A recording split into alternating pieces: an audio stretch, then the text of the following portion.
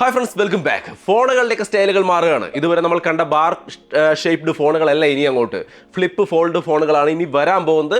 എല്ലാം വില കുറഞ്ഞും വരും എന്നുള്ള കാര്യങ്ങൾ നമ്മൾ കഴിഞ്ഞ കൊല്ലം തൊട്ടേ പറയുന്നതാണ്. മോട്ടോയുടെ ഈ രണ്ട് ഫോണുകളിലാണ് നമ്മൾ ഏറ്റവും കൂടുതൽ പ്രതീക്ഷ അർപ്പിച്ച് കാത്തിരുന്നത്. ഇന്ന് ഈ ഫോണുകൾ വരുമ്പോൾ നമ്മുടെ പ്രതീക്ഷകളൊന്നും വലിയ കാര്യമായിട്ട് തെറ്റിയിട്ടില്ല. രണ്ട് ഫോണുകളാണ് ഇത്തവണ അവർ ഇറക്കിയിരിക്കുന്നത്. ഒന്ന് മോട്ടോ റേസർ 40 അൾട്ര, മറ്റൊന്ന് റേസർ 40. ഈ റേസർ 40 അൾട്ര എന്ന് പറയുന്ന ഫോൺ രണ്ട് കളറിലാണ് വന്നിരിക്കുന്നത്. ഒന്ന് ഇൻഫിനിറ്റ് ബ്ലാക്ക് എന്ന് പറയുന്ന കളറും മറ്റൊന്ന് വിവ മജന്റ എന്ന് പറയുന്ന കളറും. തീർച്ചയായിട്ടും അവരുടെ ഹീറോ കളർ എന്ന് പറയുന്നത് ഈ വിവ മജന്റ തന്നെയാണ്. കളർ എങ്ങനെയുണ്ട്? നിങ്ങൾക്ക് ഇതിൽ ഏതാണ് ഇഷ്ടപ്പെട്ടത്? എനിക്കും മജന്റ തന്നെയാണ് കൂടുതൽ ഇഷ്ടമായത്. ഈ ഫോണുകളിലേക്ക് വരുമ്പോൾ നമുക്ക് അൾട്രയെ മുൻനിർത്തിക്കൊണ്ട് കാര്യങ്ങൾ പറയാം. World largest external cover display ഉള്ള ഫോൺ എന്നാണ് ഇതിനെ പറയുന്നത്. അതായത് ഫ്ലിപ്പ് ഫോണുകളുടെ കാര്യത്തിൽ ഏറ്റവും വലിയ കവർ ഡിസ്പ്ലേയുമായിട്ട് വരുന്ന ഒരു ഫോണാണ്. സംഗതി ശരിയാണ്. ഇതുവരെ നമ്മൾ കണ്ടത് ഇതുപോലത്തെ ചെറിയ ഡിസ്പ്ലേ ഉള്ള ഫോണുകളാണ് ഫ്ലിപ്പ് ഫോണുകൾ. ബട്ട് ഇതിൽ ഫുൾ സ്ക്രീൻ ആയിട്ടുള്ള ഒരു കവർ ഡിസ്പ്ലേ ഉണ്ട്. വേൾഡ് സ്ലിമ്മസ്റ്റ് ഫ്ലിപ്പ് ഫോൺ എന്നാണ് അവർ ഇതിനെ പറയുന്നത്. 15.1 mm ആണ് ഇതിന്റെ തിക്നെസ് വരുന്നത്. IP52 വാട്ടർ റേറ്റിംഗും കൊടുത്തിട്ടുണ്ട്. സോ അത്യാവശ്യം വെള്ളമൊക്കെ തീർച്ചയായും പെട്ടെന്നൊന്നും വെള്ളം കയറി നശിക്കുന്ന അവസ്ഥയില്ല.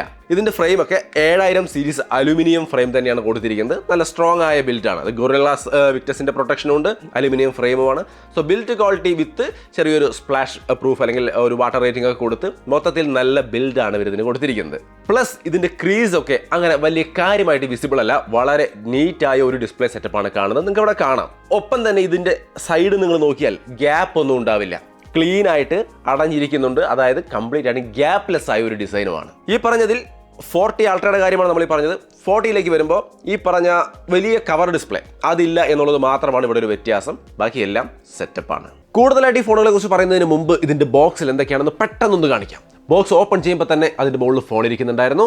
അത് കഴിഞ്ഞാൽ അടുത്തതായിട്ട് കേസ് ആണ് ഇരിക്കുന്നുണ്ടായിരുന്നത്. 2 പീസായിട്ടാണ് കേസ് ഇരിക്കുന്നത്. നിങ്ങൾക്ക് ഇവിടെ കാണാം. കാരണം ഇത് ഫ്ലിപ്പ് ഫോൺ ആണല്ലോ. അപ്ലൈ ചെയ്ത് കഴിഞ്ഞാൽ ഈ രീതിയിലായിരിക്കും അത് ഇരിക്കുന്നത്. അതിന്റെ ഒരു മെക്കാനിസവും കാര്യങ്ങളൊക്കെ ഇങ്ങനെയായിരിക്കും വർക്ക് ചെയ്യുക. കൊള്ളാം. അത്യാവശ്യം നല്ല പ്രൊട്ടക്ഷൻ കൊടുക്കുന്ന തരത്തിലുള്ള കേസാണ്. പിന്നെ 33 വാട്ടിന്റെ ചാർജറും ടൈപ്പ് സി കേബിളും പിന്നെ ഡോക്യുമെന്റേഷൻ, സിം ടൂൾ, അങ്ങനെയുള്ള കാര്യങ്ങൾ. അത്രയുമാണ് ബോക്സിലെ കണ്ടന്റ്. നമുക്ക് ഫോണുകളിലേക്ക് തിരിച്ചു വരാം. റേസർ 40 അൾട്രയുടെ കവർ ഡിസ്പ്ലേയുടെ വലിപ്പം, അതായത് എക്സ്റ്റേണൽ ഡിസ്പ്ലേയുടെ വലിപ്പം എന്ന് പറയുന്നത് 3.6 ഇഞ്ച് POLED ഡിസ്പ്ലേ ആണ്. അതും 144 ഹെർട്സിന്റെ ഡിസ്പ്ലേ ആണ് കൊടുത്തിരിക്കുന്നത്. എഡ്ജ് 40യുടെ കവർ ഡിസ്പ്ലേ ചെറുതാണെന്ന് ഞാൻ പറഞ്ഞിട്ടുണ്ടായിരുന്നു. ആ ഒരു വ്യത്യാസം ഈ കവർ ഡിസ്പ്ലേയുടെ കാര്യത്തിലുണ്ട് കേട്ടോ. അത് മറക്കണ്ട. ഇത് 1.5 ഇഞ്ച് വരുന്ന എക്സ്റ്റേണൽ ഡിസ്പ്ലേ ആണ്. പീക്ക് ബ്രൈറ്റ്നസ് ഒക്കെ 1100 നിറ്റ്സ് തന്നെ കൊടുത്തിട്ടുണ്ട്. 10 ബിറ്റ് കളർ ഡിസ്പ്ലേ ആണ്. DCI P3 സംവിധാനങ്ങൾ, HDR10+ തുടങ്ങിയ എല്ലാ കാര്യങ്ങളും ഉണ്ട്. 1:1 ആസ്പെക്ട് റേഷ്യോയിലാണ് ഇത് ക്രിയേറ്റ് ചെയ്തിരിക്കുന്നത്. ഇതിനകത്ത് ഒട്ടനവധി ഫീച്ചറുകൾ അവർ കുത്തി നിറച്ചിട്ടുണ്ട്. ഇതിൽ നമുക്ക് നോർമലി വരുന്ന നോട്ടിഫിക്കേഷൻസ് കാര്യങ്ങൾ, അതേപോലെ ഷോർട്ട് കട്ട്സ് കാര്യങ്ങൾ എല്ലാം അവർ ഇതിനകത്ത് കൊടുത്തിട്ടുണ്ട്. നമുക്ക് അതെല്ലാം ഈസി ആയിട്ട് കവർ ഡിസ്പ്ലേയിൽ നിന്നും ആക്സസ് ചെയ്യാം. യാതൊരു ബുദ്ധിമുട്ടുമില്ല. അതായത് മ്യൂസിക്, പിന്നെ വെതർ കാര്യങ്ങളൊക്കെ കാണാം. ഡയൽ ചെയ്യണമെങ്കിൽ അതിനുള്ള സംവിധാനങ്ങൾ, പിന്നെ ഇതിന്റെ മൊത്തത്തിൽ കസ്റ്റമൈസ് ചെയ്യാനുള്ള ഓപ്ഷൻ, ആപ്ലിക്കേഷൻ ഡ്രോ ആണെങ്കിൽ ഇവിടെ ഉണ്ടായിരിക്കും. അതിലേക്ക് കസ്റ്റമൈസ് ചെയ്ത് നമുക്ക് ആവശ്യമുള്ളത് മാത്രം ആഡ് ചെയ്ത് വെക്കാനുള്ള ഓപ്ഷൻ കൊടുത്തിട്ടുണ്ട്. പിന്നെ ഗെയിംസ്, ചില ചെറുകിട ഗെയിമുകളും കാര്യങ്ങളൊക്കെ ഉൾപ്പെടുത്തിയിട്ടുണ്ട്. നിങ്ങൾക്ക് കവർ ഡിസ്പ്ലേയിൽ തന്നെ ഗെയിം കളിക്കണമെങ്കിൽ അതിനുള്ള സൗകര്യവും ചെയ്തിരിക്കുന്നു. അതേപോലെ ക്ലോക്കിന്റെ ഒരു സ്പെഷ്യൽ ഡിസൈൻ, അതായത് നമുക്ക് പലതരത്തിലുള്ള ലോക്ക് സ്ക്രീൻ വാൾപേപ്പർ പോലത്തെ സംവിധാനങ്ങൾ ഇതിൽ ചെയ്യാൻ പറ്റും. അതായത് നിങ്ങൾക്ക് ഇവിടെ കാണാം ഒരുപാട് ഓപ്ഷൻസ് ഉണ്ട്. നമുക്ക് അതിൽ നിന്ന് ഇഷ്ടമുള്ളത് കൊടുത്തു കഴിഞ്ഞാൽ അത് ഇതുപോലെ കണ്ടോ, ഒരു ആനിമേറ്റഡ് ആയ വാൾപേപ്പറാണ് ഞാൻ ഇപ്പോൾ കൊടുത്തിരിക്കുന്നത്. ഇതുപോലെ നിങ്ങൾക്ക് ഇഷ്ടമുള്ള, ഇതിനകത്ത് ഒരുപാടുണ്ട്. അതിൽ നിന്ന് ഇഷ്ടമുള്ളതൊക്കെ ചൂസ് ചെയ്ത് നിങ്ങളുടെ താല്പര്യത്തിനനുസരിച്ച് കൊണ്ട് സെറ്റ് ചെയ്ത് ഉപയോഗിക്കാൻ സാധിക്കും. ഒപ്പം തന്നെ ലൈവ് വാൾപേപ്പർ പോലുള്ള കാര്യങ്ങളുണ്ട്. അതും നമുക്ക് ഇഷ്ടമുള്ള രീതിയിൽ കസ്റ്റമൈസ് ചെയ്ത് ഉപയോഗിക്കാം. പിന്നെ ഗൂഗിൾ മാപ്പ് ഒക്കെ നമ്മൾ ഉപയോഗിക്കുകയാണെങ്കിൽ എപ്പോഴും നമ്മൾ ആ ഫുൾ സ്ക്രീൻ തുറന്ന് വെച്ച് ഉപയോഗിക്കേണ്ട ആവശ്യമില്ല. ഗൂഗിൾ മാപ്പ് നമുക്ക് കവർ ഡിസ്പ്ലേയിൽ തന്നെ ആക്സസബിൾ ആണ്. എല്ലാ ആപ്ലിക്കേഷനുകളും കവർ ഡിസ്പ്ലേയിൽ വരുന്നില്ല. ബട്ട് വരും സമയങ്ങളിൽ അതൊക്കെ ഒപ്റ്റിമൈസ് ചെയ്ത് കൊണ്ടുവരുമെന്ന് നമുക്ക് പ്രതീക്ഷിക്കാം. പിന്നെ ഈ ഒരു കവർ ഡിസ്പ്ലേയിൽ നമുക്ക് താഴെ ക്യാമറകൾ കാണാം. മെയിൻ ക്യാമറ ഇവിടെയാണ് കൊടുത്തിരിക്കുന്നത്. നമുക്ക് ആ ക്യാമറ ഭാഗങ്ങൾ ഒഴിവാക്കിക്കൊണ്ടും നമ്മുടെ ആപ്പ് അല്ലെങ്കിൽ മറ്റുള്ള സംഭവങ്ങളെല്ലാം കാണാൻ സാധിക്കും. വേണമെങ്കിൽ ആ ക്യാമറയുടെ ചുറ്റുമായിട്ട് ഫുൾ സ്ക്രീനിൽ തന്നെ ഇത് കൊടുക്കാനും സാധിക്കും. നിങ്ങൾക്ക് ഇവിടെ കാണാം. ഞാനത് ചെയ്ത് കാണിച്ചു തരാം. കണ്ടോ, ഇപ്പോൾ നമുക്ക് ആ ക്യാമറ 2 ഡോട്ടായിട്ട് അവിടെ ഉണ്ട്. എങ്കിലും ഫുള്ളായിട്ടുള്ളൊരു സ്ക്രീൻ, ഒരു 1:1 ആസ്പെക്ട് റേഷ്യോയിൽ ഫുള്ളായിട്ട് നമുക്ക് സ്ക്രീൻ കാണാൻ സാധിക്കുന്നുണ്ട്. സോ ഇങ്ങനെ ഒട്ടനവധി കസ്റ്റമൈസേഷൻ ഇതുകൊണ്ട് ചെയ്യാം. ഒപ്പം തന്നെ നമുക്ക് ഇതിൽ ടെൻറ്റ് മോഡ് പോലുള്ള കാര്യങ്ങൾ ഉപയോഗിച്ചുകൊണ്ട് നമുക്ക് പലതരത്തിൽ ഫോട്ടോസ് എടുക്കാനും മറ്റുമൊക്കെ, മെയിൻ ക്യാമറ കൊണ്ട് തന്നെ ഫോട്ടോസ് എടുക്കാനും മറ്റുമൊക്കെ ഈസി ആയിട്ട് സാധിക്കും. അതായത് ഈ ഫോണിനെ ഇങ്ങനെ ഫ്ലിപ്പാക്കിയിട്ട് ഇവിടെ വെച്ച് കഴിഞ്ഞാൽ കണ്ടോ, കവർ ഡിസ്പ്ലേ ഇപ്പോഴും വർക്കിംഗ് ആണ്. നമുക്കിത് ഓപ്പൺ ചെയ്യാം, ക്യാമറ വെക്കാം, ഫോട്ടോ എടുക്കാം, എന്ത് വേണമെങ്കിലും ചെയ്യാം. ഇതാണ് ടെന്റ് മോഡ് എന്ന് പറയുന്നത്. ഇങ്ങനെ വെച്ചുകൊണ്ട് നമുക്ക് എല്ലാ കാര്യങ്ങളും ചെയ്യാൻ സാധിക്കും. ഇനി ഒന്നുകൂടി കടന്നിട്ട് മോഡ് ഒരു കാര്യം ചെയ്തിട്ടുണ്ട്, മിറർ മോഡും കൂടിയുണ്ട്. നമുക്ക് ക്യാമറ ആപ്പ് ഓപ്പൺ ചെയ്തിട്ട് നമുക്ക് ജസ്റ്റ് മിറർ മോഡ് കൊടുത്തു കഴിഞ്ഞാൽ വേണമെങ്കിൽ ഇതൊരു മിറർ പോലെ നമുക്ക് മുടിയിടാനും മേക്കപ്പ് ചെയ്യാനൊക്കെ ആയിട്ട് ഉപയോഗിക്കാം. എനിക്ക് ഈ ഫോൺ കയ്യിൽ കിട്ടിയപ്പോൾ ഈ ഒരു കവർ ഡിസ്പ്ലേ ആണ് ഏറ്റവും ഇൻട്രസ്റ്റിംഗ് ആയിട്ട് തോന്നിയത്. അതുകൊണ്ടാണ് അതിനെക്കുറിച്ച് ആദ്യം ഇങ്ങനെ വാചാലമായിട്ട് പറയുന്നത്. ബാക്കിയുള്ള കാര്യങ്ങളിലേക്ക് വരാം. ഹിഞ്ച് നിങ്ങൾക്ക് ഇവിടെ കാണാം. വളരെ നല്ല ക്വാളിറ്റിയുള്ള രീതിയിലുള്ള ഒരു മെക്കാനിസം തന്നെയാണ്, യാതൊരു ഇഷ്യൂസും ഇല്ല. പിന്നെ ഇതിന് നമുക്ക് ഏത് ആംഗിളിൽ വേണമെങ്കിലും ഒരു വിധമൊക്കെ സെറ്റ് ചെയ്യാൻ പറ്റും. അതായത് ഒരു 45 ഡിഗ്രി തൊട്ട് 130 ഡിഗ്രി വരെ ഏത് ആംഗിളിൽ വേണമെങ്കിലും സെറ്റ് ചെയ്തുകൊണ്ട് ഇത് ഉപയോഗിക്കാൻ വേണ്ടിയിട്ട് സാധിക്കും. ഇനി ക്യാമറയിലേക്ക് വന്നു കഴിഞ്ഞാൽ പുറമേ കൊടുത്തിരിക്കുന്നത് 2 ക്യാമറകളാണ്. ഒന്ന് 12 മെഗാ പിക്സലിൻ്റെ സോണി ക്യാമറ, മറ്റൊന്ന് 13 മെഗാ പിക്സലിൻ്റെ വൈഡ് ആംഗിൾ ക്യാമറ. രണ്ടിൻ്റെയും കുറച്ച് സാമ്പിളുകൾ നമുക്കൊന്ന് കാണാം. എന്തായാലും മെയിൻ ക്യാമറയുടെ ഇമേജ് ക്വാളിറ്റികൾ നമ്മൾ ഈ കാണുന്ന തരത്തിലാണ്. വീഡിയോ ക്വാളിറ്റിയും നിങ്ങൾക്ക് ഇവിടെ കാണാം. വീഡിയോ ക്വാളിറ്റിയൊക്കെ കുറച്ചുകൂടി നന്നാവാമായിരുന്നു എന്നാണ് എൻ്റെ ഒരു അഭിപ്രായം. ഈ ഒരു ഫോണിൻ്റെ വില നോക്കുമ്പോൾ ഈ അൾട്രയുടെ വില നോക്കിയാൽ ഏകദേശം 80-90 രൂപയുടെ ഇടയ്ക്കാണ് വരുന്നത്. സോ ആ റേഞ്ചിൽ ഇതിനേക്കാൾ കുറച്ചുകൂടി നല്ലൊരു വീഡിയോ ക്വാളിറ്റിയാണ് ഞാൻ ആഗ്രഹിക്കുന്നത്. നിങ്ങൾ നോക്കുക നിങ്ങൾക്ക് ഇത് എങ്ങനെ ഫീൽ ചെയ്യുന്നു എന്നുള്ളത്. ഓട്ടോ നൈറ്റ് വിഷനാണ്, അതായത് നൈറ്റ് ആയി കഴിഞ്ഞാൽ ഓട്ടോമാറ്റിക്കലി നൈറ്റ് മോഡിലേക്ക് മാറിക്കൊണ്ട് ഇത് വർക്ക് ചെയ്യും. സോ നൈറ്റ് മോഡ് ഇടാൻ വേണ്ടി നിങ്ങൾ സെപ്പറേറ്റ് പണിയെടുക്കേണ്ട ആവശ്യമില്ല. സെൽഫി ക്യാമറ 32 മെഗാ പിക്സലിൻ്റെയാണ്. അതിൻ്റെ ഫോട്ടോസും കാര്യങ്ങളൊക്കെ നിങ്ങൾക്ക് ഇവിടെ കാണാം. അത്യാവശ്യം നല്ല ക്വാളിറ്റിയുള്ള ഫോട്ടോസൊക്കെ കിട്ടുന്നുണ്ട്. അതേപോലെ വീഡിയോസിൻ്റെ ക്വാളിറ്റിയും നിങ്ങൾക്ക് ഇവിടെ കാണാം. സോ ഫോട്ടോ വീഡിയോസ് ഒക്കെ എടുക്കാൻ എങ്ങനെയുണ്ട് എന്നുള്ളതിൻ്റെ ഒരു ചെറിയ ഐഡിയ കിട്ടിയല്ലോ. ഇനി ഇതിൽ നമുക്ക് വരുന്ന ചില ഫീച്ചേഴ്സ് ഈ ക്യാമറയുടെ ഭാഗത്ത്, കാരണം ഇതൊരു ഫ്ലിപ്പ് ഫോണാണല്ലോ, അപ്പോൾ ഇതിന് ക്യാമറയുടെ ഭാഗത്ത് എന്തൊക്കെ ഫീച്ചറുകൾ കൊടുക്കുന്നുണ്ടെന്ന് ചോദിച്ചാൽ, ഒന്ന് നമുക്ക് ഈ ഒരു രീതിയിൽ ക്യാമറ വെച്ചുകൊണ്ട്, ഇത് സെൽഫ് ട്രൈപോഡാണ്, ട്രൈപോഡ് ഉള്ളൊരു ക്യാമറ എന്ന രീതിയിൽ നമുക്കിത് ഇങ്ങനെ വെച്ചുകൊണ്ട് തന്നെ ട്രൈപോഡിൽ വെച്ചുകൊണ്ട് ഫോട്ടോ എടുക്കുന്ന പോലെ എവിടെ വേണമെങ്കിലും വെച്ച് ഫോട്ടോസ് മെയിൻ ക്യാമറ കൊണ്ട് തന്നെ നമുക്ക് സെൽഫി പോലെ നിന്ന് ഫോട്ടോ എടുക്കാൻ വേണ്ടിയിട്ട് സാധിക്കും.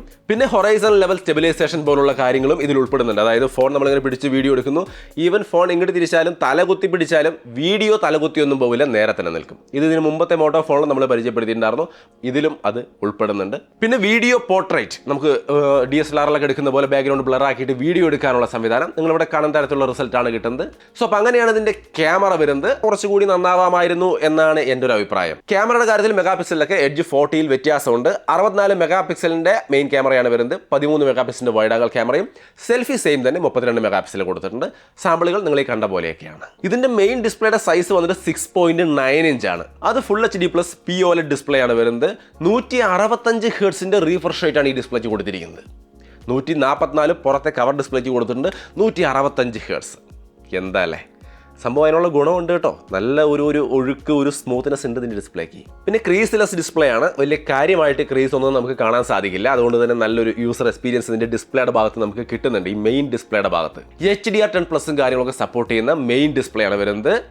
അതിൻ്റെ റെസൊല്യൂഷനും PPI എല്ലാ കാര്യങ്ങളും നിങ്ങൾക്ക് ഇവിടെ കാണാം. 22:9 ആസ്പെക്ട് റേഷ്യോയിലാണ്. അതായത് അത്യാവശ്യം നീളമുള്ളൊരു ഡിസൈനാണ്. കാരണം ഫ്ലിപ്പ് ചെയ്യുമ്പോൾ നമുക്ക് ഈ രീതിയിൽ കിട്ടണമെങ്കിൽ അത്യാവശ്യം നീളത്തിൽ തന്നെ ചെയ്യണമല്ലോ, ആ രീതിയിലാണ് ചെയ്തിരിക്കുന്നത്. 1400 നിറ്റ്സിൻ്റെ ബ്രൈറ്റ്നസ് ആണ് കൊടുത്തിരിക്കുന്നത്. സോ ബ്രൈറ്റ്നസ്സിലൊന്നും യാതൊരു വിഷയവും വരുന്നില്ല. LTPO ഡിസ്പ്ലേ ആണ്.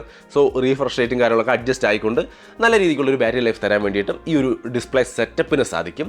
വീഡിയോസൊക്കെ നമുക്ക് നൈസായിട്ട് കാണാം, യാതൊരു ഇഷ്യൂസ് ഇല്ല. നിങ്ങൾക്ക് ഇവിടെ കാണാം, പലതരത്തിലുള്ള വീഡിയോസ് ഞാൻ പ്ലേ ചെയ്ത് കാണിക്കുന്നുണ്ട്. പിന്നെ ഇതിൽ ഒരു പ്രത്യേക സംവിധാനം, ഈ കോൾ, നെറ്റ്വർക്ക് റിസപ്ഷൻ അങ്ങനെയുള്ള കാര്യങ്ങൾ എങ്ങനെയാണെന്ന് ചോദിച്ചു കഴിഞ്ഞാൽ, കോളൊക്കെ ചെയ്യുമ്പോൾ നമുക്ക് ട്രിപ്പിൾ മൈക്രോഫോണാണ്. നമ്മൾ ഈ ഫോൺ ഇങ്ങനെ പിടിച്ച് കോൾ ചെയ്താലും ഇങ്ങനെ പിടിച്ച് കോൾ ചെയ്താലും അത്യാവശ്യം ഏതെങ്കിലും ഒരു മൈക്ക് നമ്മുടെ കൈകൊണ്ട് അടഞ്ഞു പോയാലും ഒന്നും ഇഷ്യൂസ് ഇല്ല, മറ്റേ മൈക്കിലൂടെ കാര്യങ്ങൾ നടക്കും. സോ ട്രിപ്പിൾ മൈക്രോഫോൺ ഉൾപ്പെടുത്തിയത് എന്തായാലും നന്നായി, കോൾ ക്വാളിറ്റി ഒക്കെ നന്നായിട്ടുണ്ട്. പിന്നെ ഡുവൽ സ്റ്റീരിയോ സ്പീക്കറും കാര്യങ്ങളും ഉൾപ്പെടുത്തിയിട്ടുണ്ട്. അതിലും വലിയ കുഴപ്പമൊന്നുമില്ല. ഒരു ചെറിയ സാമ്പിൾ ഞാനൊന്ന് കേൾപ്പിച്ച് തരാം.